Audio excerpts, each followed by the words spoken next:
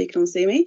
Hi, my name's Nwando Ebizie, and I was offered a commission from the Hepworth Wakefield, to make a sonic piece as part of the Hepworth retrospective. And so I made a piece called The Garden of Circling Paths. So the idea was to make a post-Borgesian labyrinth sonic art journey through the life and work of Hepworth. It's a ritual listening experience and designed to be experienced whilst walking the circular path of the Hepworth retrospective, creating a multitude of new connections, reflections and congruences through my lens as a Yorkshire-dwelling Afrofuturist. So I asked if people could download the Bloomberg app so they could have a listen to the piece. So if you have that, that would be great if you could have a listen to it. So I think we can listen to 10 minutes of it. If you don't have it, that's fine. I can play through my computer. I'm just worried about the sound quality that you'll be getting. The piece is designed for headphone listening, and it's actually very specifically designed for noise cancelling headphones, and actually a specific brand of noise cancelling headphones, because each noise cancelling headphone uses different types of technology. So it's the Bloomberg app.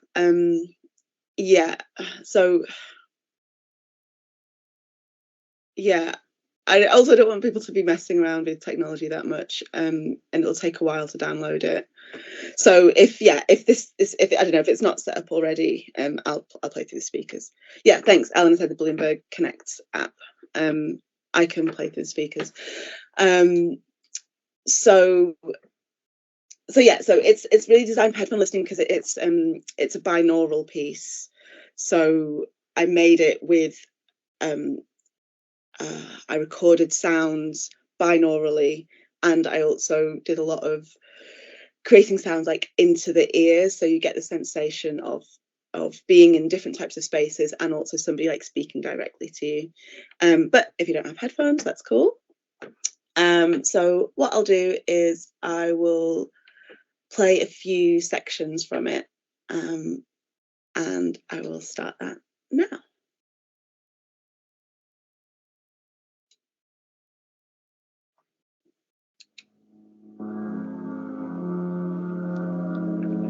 So just take a moment. We're going to stand still wherever you are. You could close your eyes for a moment. Feel your feet firmly planted on the floor. I invite you to take in a deep breath, and just breathe out. Feel your body in space. Feel your body before you can see other bodies. So this is a guided journey. This is a journey of circling paths. This is a journey into a labyrinth, a circular labyrinth. The journey into the labyrinth is the journey towards oneself. It is a journey towards other. It is a journey towards form. It's the journey towards shadow self, self meeting shadow self. And so I invite you to find yourself and your other in this journey.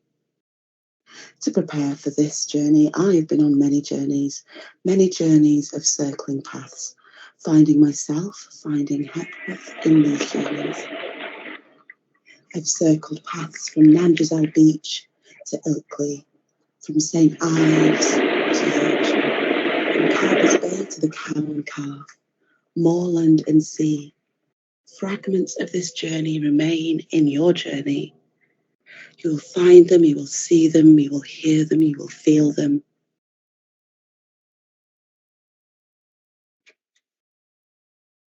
If at any time you want to stay in a space, take your time feeling what you're feeling, please go ahead.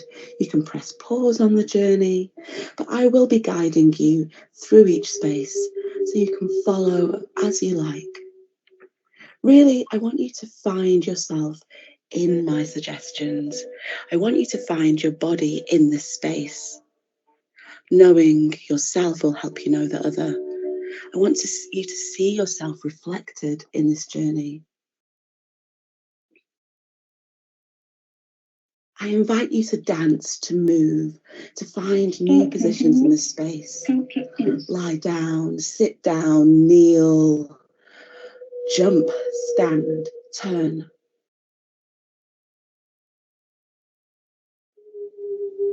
And if at any time you're really drawn to a sculpture, go to it.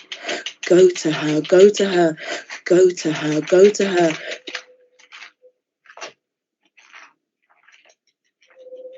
So, open your eyes. You can begin to walk forwards, just taking in this landscape. Survey this landscape, survey these forms, feel the air around you. And if you like, you could just lift your arms up and feel the air. Feel the air to the edge of your fingertips. Feel connected to this space. Feel the form of your solo body. Begin to walk, taking in the forms. Walk around the space in swoops and loops. Swoops and loops. Swoops and loops.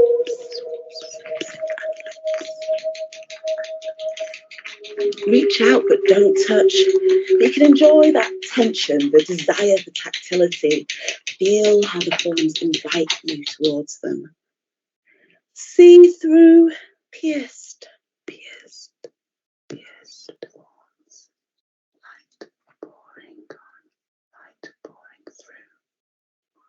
through. See through, see through. Feel string, feel string, feel plucked.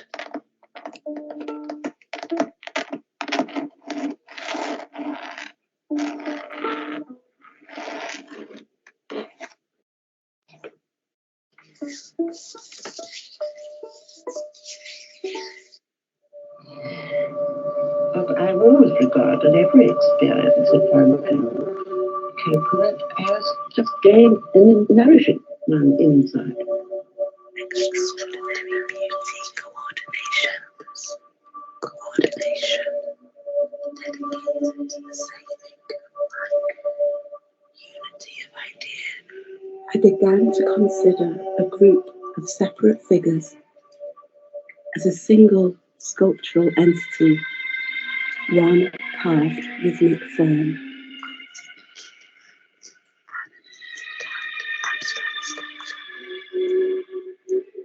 The graceful movement, the beauty of you seen, the beauty and graceful movement. Move through, move in and out.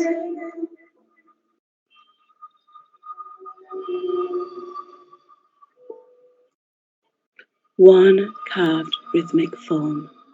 One carved rhythmic form.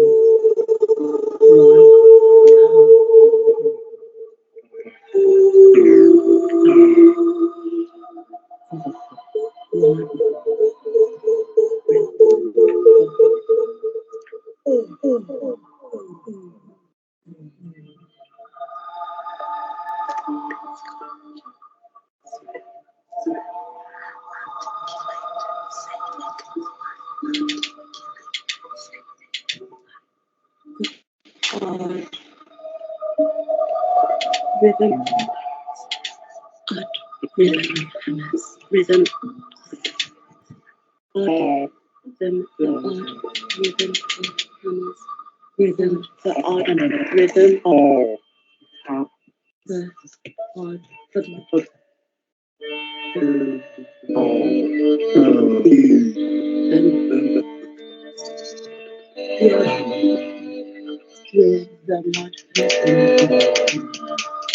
of hammers, the odd rhythm.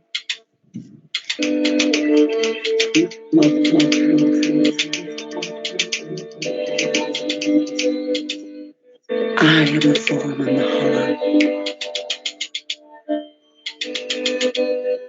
Seek out different perspectives. kneel, crouch, contour, lie,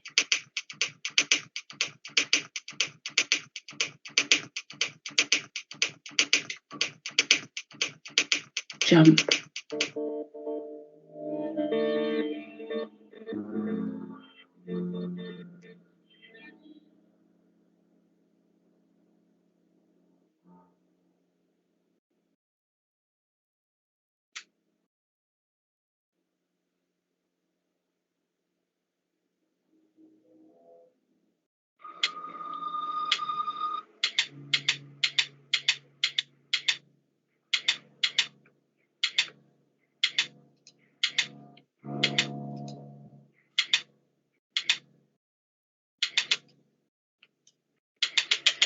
and when you're ready, we can cross through to the 7th threshold.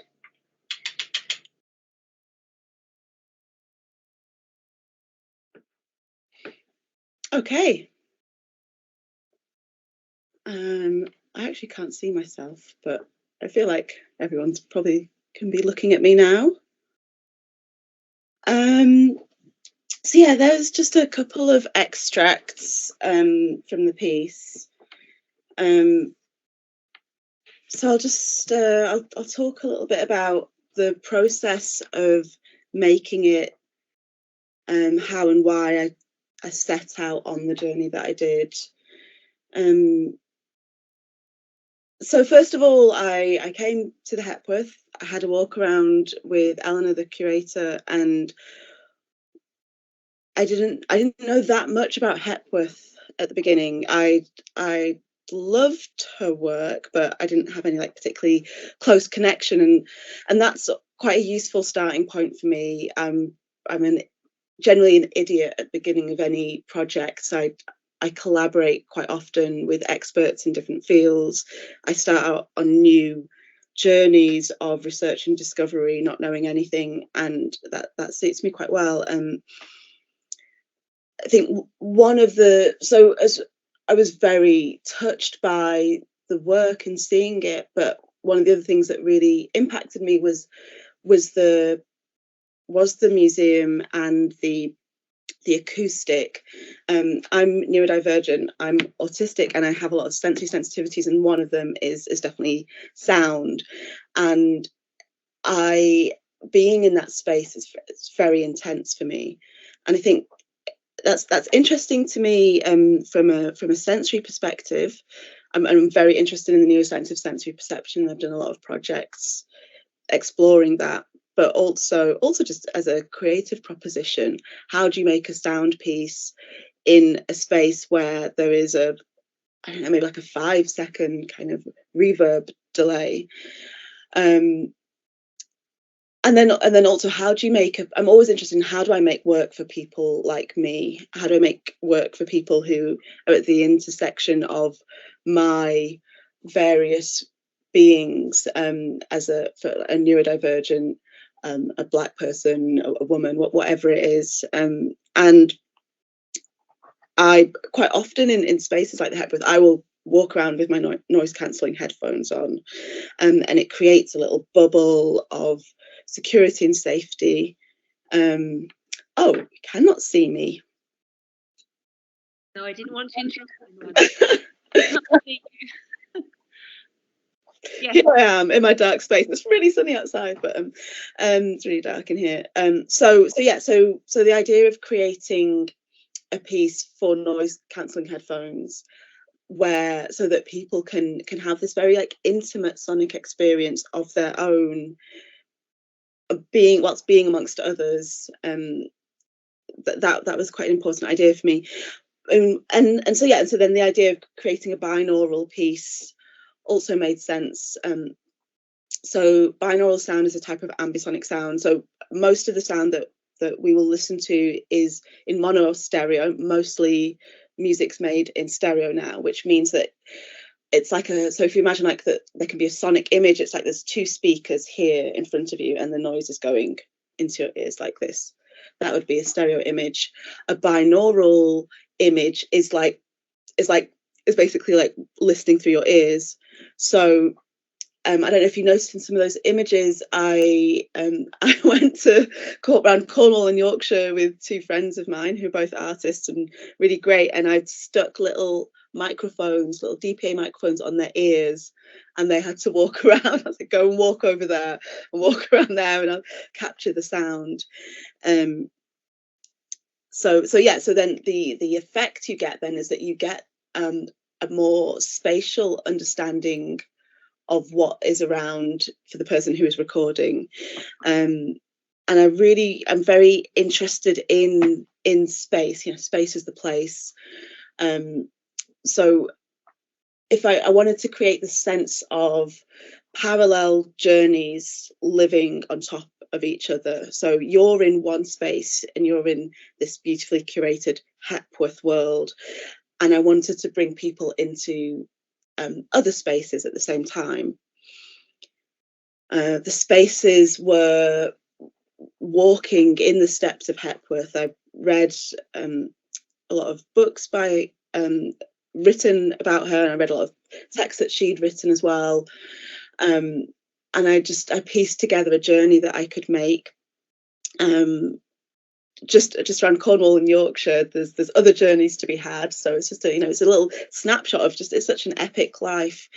And it wasn't to make something biographical. That was more part of the process. It was to understand, so I could get a connection, so I could understand where's my meeting point with her. And it was definitely, I remember the moment where I felt like, I get something, and it was at the top of Trevargan Hill, and she said something, I think, about the feeling, like the upward motion, like lifting up and out, and I was like, oh yeah, okay, I feel it, okay, I get it. So I wanted to try and, I guess, pass that on, the feelings of some of the journeys, of some of the paths that I had walked, that Hepworth had obviously walked, and had been major inspirations. Place is obviously really important to Hepworth as well. And there was an idea of the labyrinth. There's a book called Labyrinths. It's a collection of Borges short stories, and there's one short story called The Garden of Forking Paths. It's one of my favourite stories. There's the idea in that there is a labyrinth, but it's a book, and I love that idea that you can have analogous artistic and creative experiences. So what is it to read a labyrinth? What is it to feel a labyrinth? And why a labyrinth? Labyrinth because labyrinth is a journey. Labyrinth is a ritual journey. At the center of the labyrinth, you find yourself or your mirror or a monster, and you grapple with that. Do you slay it? Do you incorporate the shadow into the self? And I think, again, that just related to me with my understanding of Hepworth, that in her work you find yourself and you find the other. Your body in relationship to her work's important. Your body in relationship to the work, and other bodies in relationship to the work. Being in the studio in Cornwall and seeing the way that she curated her own work is just very it's very much forms in landscape and in relationship to each other. So there's something about finding yourself, and that really relates to my interest in ritual as well. I think every creative experience that I connect to, every piece that I make is a ritual, in that it's a journey through something that can be useful to you, whether it's transformation or healing. There's always an element of that, and so this piece is very much a ritual, an invitation for people to go on. I'm not sure how much time I've got left. Nwando, you're up to 20 minutes, so you're fine. Okay. Do you know how much time there is left? I can't confess to being timing accurately. Sorry. Oh, okay. So, as you know. Okay. Well, you just tell me. Okay. Someone tell me, otherwise I'll just carry on. So yeah, finding yourself in the labyrinth, walking in her footsteps. So yeah, so I God, yeah, we went all around Cornwall. That was really interesting. And we, yeah, I think the idea of capturing the sound was, it's to give you a feeling as well, right? I'm very interested in the senses, and the cross modality of the senses, in that the way the senses possibly work is that, you know, they're very interlinked. So everyone knows that, like, taste and smells really interlinked, but one of the interesting things about sounds, I think it's very interlinked with our senses of our body and our senses of our relationship to space. And there's interesting things you can do with sound to have, like, very visceral and immediate impacts on ourselves. One of the things I'm quite interested in is something called ASMR, which means, which stands for Autonomous Sensory Meridian Response, and that is, it's a sensory phenomena that's not very well understood yet, but it basically means that if, in response to certain stimuli, particularly sonic ones, but also visual ones, you get a tingling sensation down the back of your spine, maybe across your scalp, and it can create very intense feelings of relaxation, but also feelings of intimacy towards the person who is, like, maybe doing the ASMR. So I wanted to incorporate that as well. Again, linked to the idea of, like, the invitation to go into a ritual journey towards finding oneself.